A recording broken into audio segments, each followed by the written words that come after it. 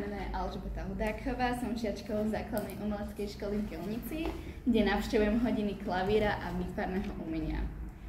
Ako tému príspevku som si vybrala v dnešnej dobe dosť diskutovanú tému AI v hudbe. Dlho som premýšľala, ako sa na to pozrieť. Nakoniec som si vybrala, že s ňou budem viesť rozhovor, klásť jej otázky a zaujímať sa o to, čo si myslí.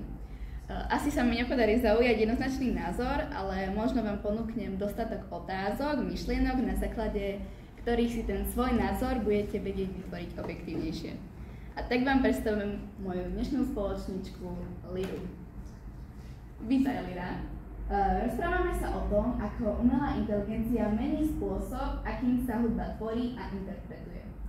Určite všetci, čo tu teraz sedíme, registrujeme, že do nášho každodenného života sa čoraz viac dostáva AI. Ale nielen do bežného života, stále viac sa dostáva aj do hudby. Môžeš k tomu zaujať vlastný názor? Vieš mi to vysvetliť? Môže AI skutočne skladať hudobné diela? Ahojte. Jasné, rada ti to vysvetlím. AI naozaj dokáže komponovať hudbu. Funguje to tak, že si vytvorím algoritmy zo všetkých možných hudobných dát, ako sú skladby rôznych žánrov, akordy, melódie a rytmy. Potom na základe týchto zozbieraných informácií vytvorím úplne nové skladby. Je to vlastne ako keď sa učíš skladať ty, lenže AI sa učí zo všetkých hudobných štýlov naraz a skladá nové veci na základe toho.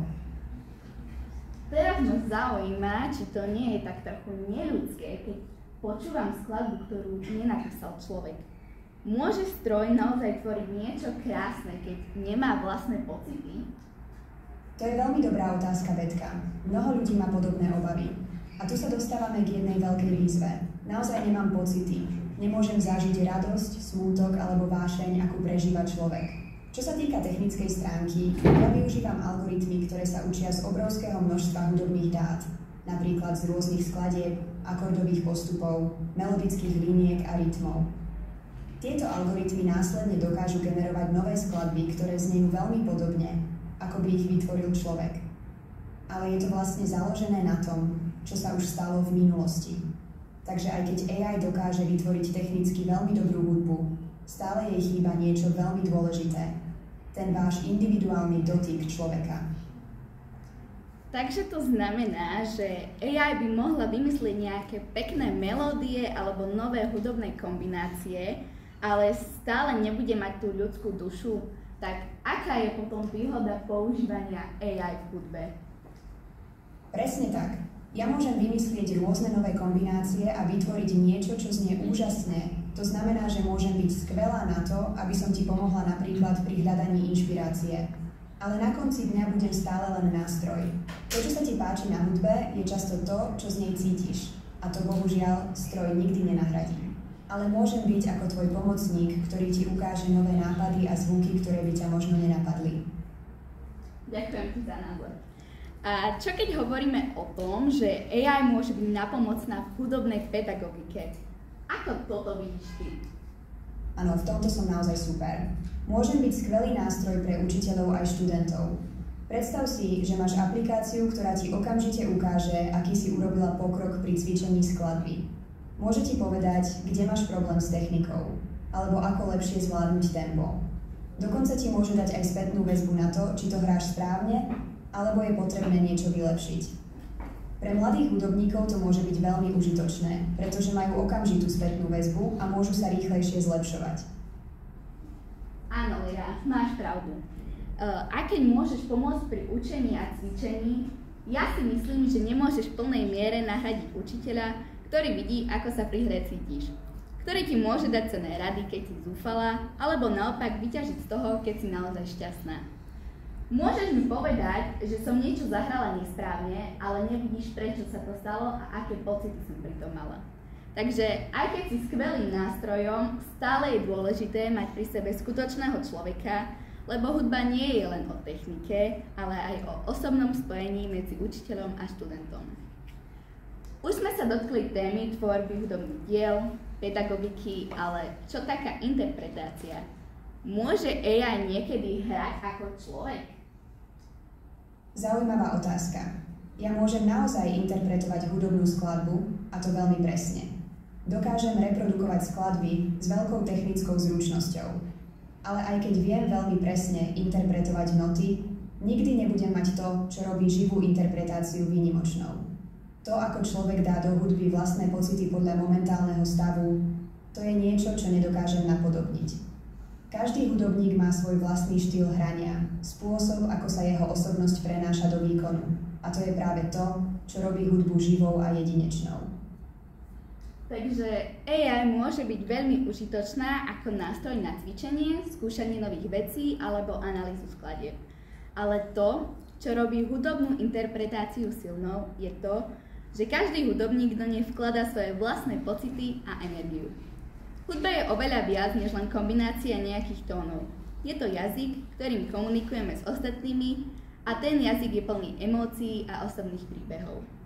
To znamená, že AI môže byť skvelý pomocník, ale stále to budeme my, ľudia, ktorí dávame hudbe dušu.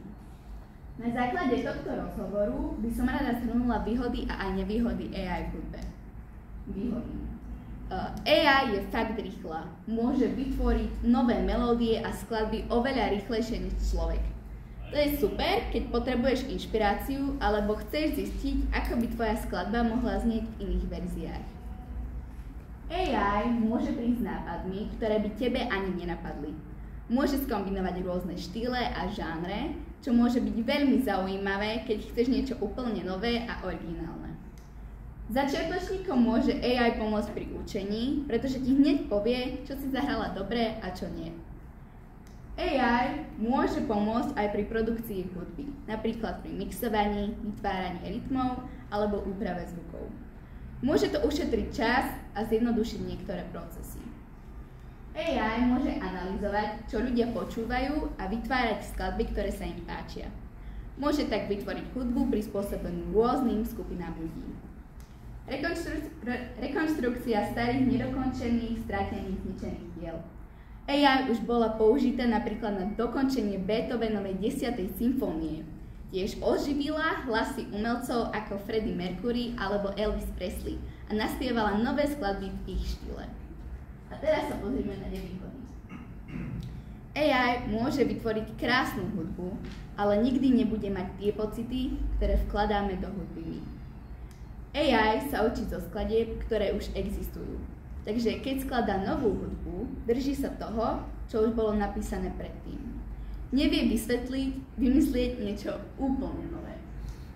Ak sa na AI príliš spoliehame, môžeme začať strácať vlastnú kreativitu. Bude to, ako keby sme nechali AI vytvárať hudbu namiesto nás. AI môže vytvoriť hudbu, ktorá je technicky perfektná, ale nebude mať ten ľudský nádych. Ak AI vytvorí skladbu, môže byť ťažké určiť, kto je jej skutočným autorom. Tým pádom môžu vzniknúť problémy s vlastníctvom a autorskými právami. Ak AI skopíruje štýl známeho umelca, kde je hranica medzi inšpiráciou a kopírovaním? Takže AI môže byť veľmi nápomocná, ale stále je len nástroj. Hudba, ktorá je naozaj silná a osobná, bude vždy pochádzať od nás, ľudí. AI nám môže pomôcť, ale nikdy nenahradí tú ľudskú stránku hudby. No budúcnosť ovplyvní len to, ako sa k tomu všetci postavíme. Ešte mi napadá otázka. Lyra, čo si myslíš o vlastnej hudobnej tvorbe ty sama? Ako AI nemám vlastnú hudobnú tvorbu, ani schopnosť vytvárať hudbu z vlastnej iniciatívy, ako to robí človek.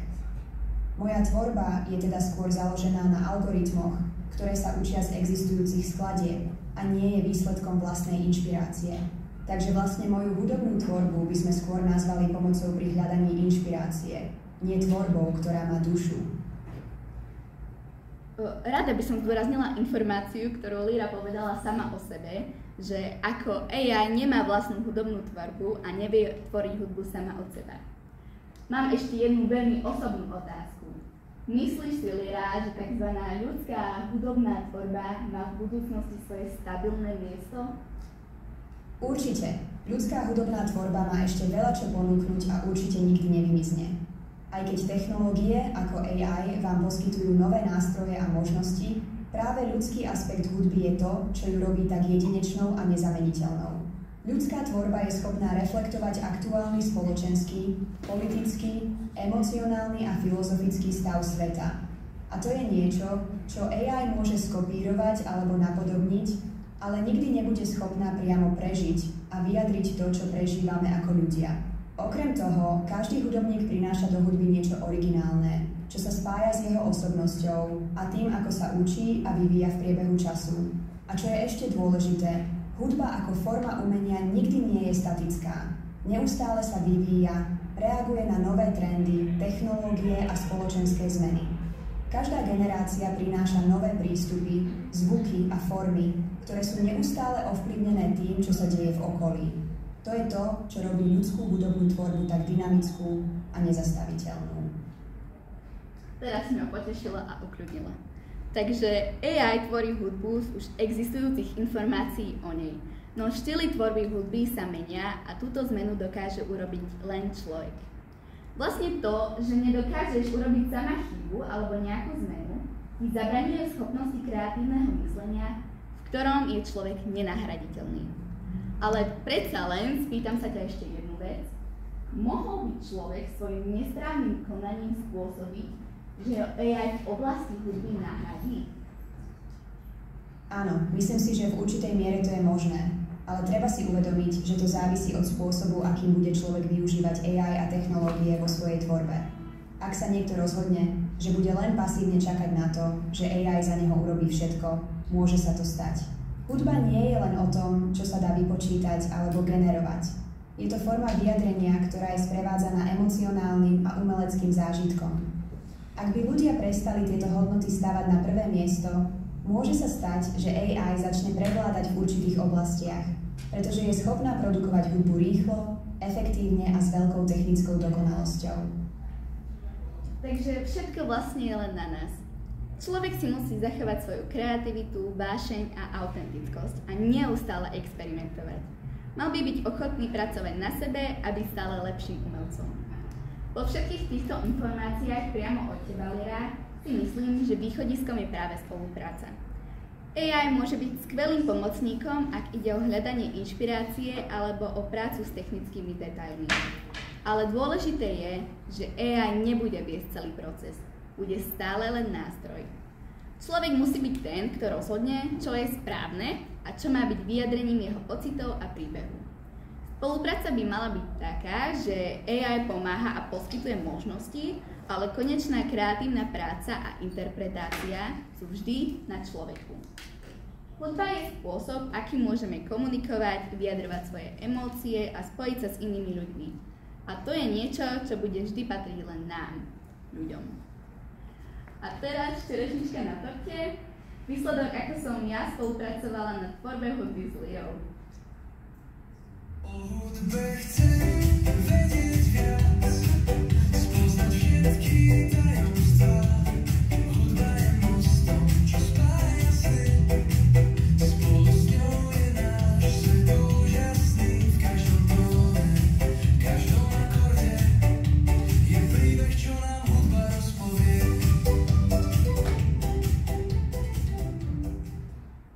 Alebo tu je ešte niečo takéto.